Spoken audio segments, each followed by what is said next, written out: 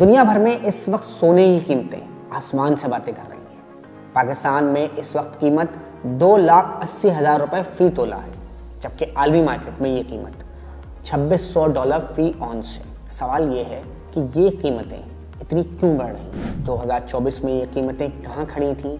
2025 में क्या इन कीमतों में मज़ीद इजाफा होगा, या फिर लोग बिस्किट में सरमायाकारी कर रहे हैं, या फिर ज्वेलरी के? इन्हीं सवालात के जवाब जानने के लिए हमने रब्ता किया है James stone and minerals association के वाइस प्रेसिडेंट अदनान कादरी से। अदनान, आपका बहुत बहुत शुक्रिया कि आपने हमें ज्वाइन किया है। अदनान, सबसे पहले मैं आपसे ये पूछना चाहूँगा कि 2024 में सोने की कीमतों में कितना इजाफा हुआ है? पाकिस्तान में क्या दुनिया भर में जो है इकोनॉमिकली या अपनी सेफ साइड अगर आप देखें तो उसको करेंसी से ज़्यादा आप जो है गोल्ड में इन्वेस्ट करते हैं, और सभी ये कर रहे हैं। और इसमें यही वजह है दुनिया में सोने की मांग की इजाफे की। 2024 जनवरी से लेकर दिसंबर 2024 तक 25 से 20% जो है वो आपके पर तोला रेट में इजाफा हुआ है सोने के। अच्छा अदनान, एक आम तासुर ये है कि गोल्ड इस वक्त जो है वो एक आम आदमी की पहुंच से बहुत दूर निकल चुका है, और सिर्फ अमीर घरानों के लोग इसे बिस्किट की सूरत में जमा कर रहे हैं। तो आप क्या समझते हैं, ये बात दुरुस्त है? जो अपर क्लास सबका है वो तो अपनी इन्वेस्टमेंट बिस्किट्स में कर रहा है, गोल्ड में कर रहा है। जब इतनी अनस्टेबिलिटी होती है तो लोग अपना जो सेविंग जो है वो गोल्ड में करते हैं। तो बिस्किट्स की मांग में मेरा नहीं ख्याल है कि इस सब कमी आई है। बिस्किट्स की मांग में इजाफा हुआ है, जिसकी वजह से मुल्क में जो है वो सोने की कीमतों में इजाफा हो रहा है। अच्छा, ये कितनी दुरुस्त बात है कि 2025 की इब्तिदा से ही सोने की कीमत में इजाफा देखने में आया है, और अब ट्रेंड्स ये बता रहे हैं कि 2025 में भी इसमें मजीद इजाफा होगा। आप क्या समझते हैं इस हवाले से? देखिए, मैं आपको ये चीज़ बताऊं कि बिल्कुल जो सूरत हाल जो चल रही है उससे तो बज़ाहिर यही नजर आता है कि 2025 में भी सोने की जो मांग बढ़ेगी, और जब सोने की मांग बढ़ेगी तो कीमतें भी बढ़ेंगी। सोने की मांग बढ़ने का मतलब ये नहीं है हरगिज़ कि लोग ज्वेलरी खरीद रहे हैं। सोने की मांग बढ़ने का मतलब ये है कि लोग रॉ गोल्ड में अपनी करेंसी को as a safe side investment करके गोल्ड में इन्वेस्ट कर रहे हैं। ज्वेलरी की मैं मांग की इजाफे की बात नहीं कर रहा। अगर मईशत में कुछ बेहतरी आती है, मुल्क की मईशत में, दुनियाई मईशत में इन्फ्लेशन रेट कम होता है, कोई कुछ आती है, नई हुकूमत ने जो यूएस की जो नई हुकूमत आने वाली है अभी 20 जनवरी को, जिनके ट्रम्प साहब की जो हल बर्दारी है उसमें अगर ये अपनी कुछ अपनी पॉलिसी जैसी कुछ दे देते हैं इकोनॉमी के हवाले से, तो फिर जो है गोल्ड की कीमतों में कमी आ सकती है।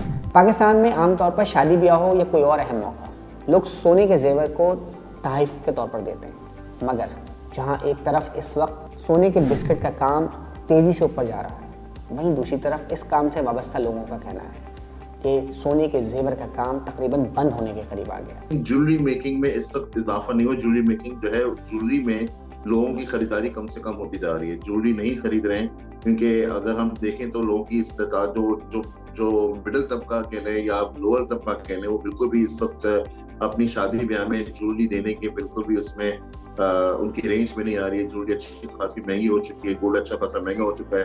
तो अगर आप देखें तो लोग जो है ना, इनफैक्ट काफी अगर आप देखें तो लोगों ने शादियां भी जो है वो बड़ी सादगी से करना शुरू कर दी हैं, और उसी सादगी के हवाले से जो है आपका गोल्ड भी जो है वो प्रॉपर नहीं दे पा रहे हैं। या तो लोग चांदी में आ गए या आर्टिफिशियल में आ गए। चांदी भी अच्छी खासी महंगी होगी तो ज्यादातर लोग आर्टिफिशियल में देते हैं।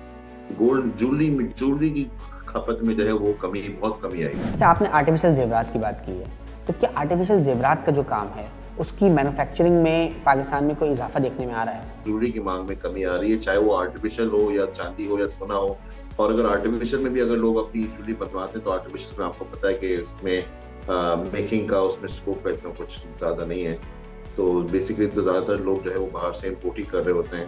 लेकिन जो भी पाकिस्तान में जो आर्टिफिशियल ज्वेलरी तैयार हो रही है उसमें कारीगर तबका सस्टेन नहीं कर सकता। माहिरीन का मानना है कि हुकूमत अगर आर्टिफिशियल ज्वेलरी से वाबस्ता कारीगरों की बेहतरीन तरबियत, खुसूसन बैरून मुल्क तरबियत का एहतमाम करे और उनको मशीनरी फराहम की जाए, तो इससे न सिर्फ मुकामी सनत को फ़ायदा होगा बल्कि ज़्यादा से ज़्यादा ज़र मुबादला के ज़खायर भी कमाए जा सकेंगे। देखिए, सरकारी सतह पर मेरा एक मशवरा ये है सरकार को कि आप जो है ट्रेनिंग इंस्टीट्यूट्स आप कायम करें, जिसमें ट्रेनिंग इंस्टीट्यूट से ये होगा कि आपका जो भी पढ़ा लिखा तबका होगा वो ज्वेलरी फील्ड के हवाले से वो ट्रेनिंग लेगा, इंटरनेशनली ट्रेनिंग लेगा, क्योंकि इंटरनेशनली जो है वो काफ़ी एडवांस मेथड यूज़ किया जा रहा है ज्वेलरी मेकिंग में।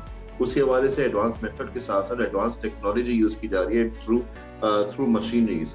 तो हमारे मुल्क पाकिस्तान में सबसे बड़ा बहरान जो है वो मशीनरीज का है, एडवांस मशीनरीज का है, क्योंकि अब तक हम जो है हम पुराने मेथड पे ही काम किए जा रहे हैं। तो हमें जो है वो कुछ ऐसी सहूलियत दिए जाए कि सबसे पहले चीज तो ये कि हमें इंटरनेशनल ट्रेनिंग्स हमारी कराए जाएं, जिससे हम लोग अपने जो हमारे जो क्राफ्ट्समैन हैं, जो अच्छे कारीगर हैं, उनको हम बाहर मुल्क भेजें, वो जो है उनके इंटरनेशनल स्टैंडर्ड के थ्रू जो है वो ट्रेनिंग लेके जाएं, और उनके इंटरनेशनल स्टैंडर्ड्स के थ्रू जो वो मशीनरीज यूज कर रहे हैं उसकी वो वर्किंग करें, उसको वो उनको उनकी लर्निंग करें कि किस तरफ जो है वो वर्किंग मशीनरीज यूज हो रही हैं, और फिर उसी मेथड को, उसी मशीनरीज को जो है पाकिस्तान में इम्पोर्ट करें।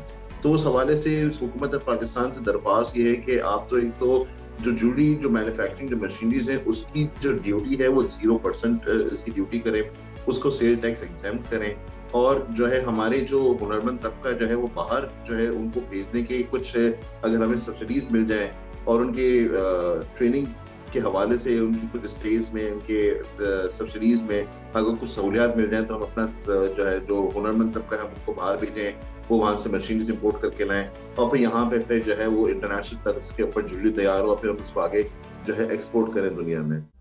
मज़ीद न्यूज़ अपडेट्स और डिजिटल स्टोरीज के लिए सब्सक्राइब करें डॉन न्यूज़ पाकिस्तान।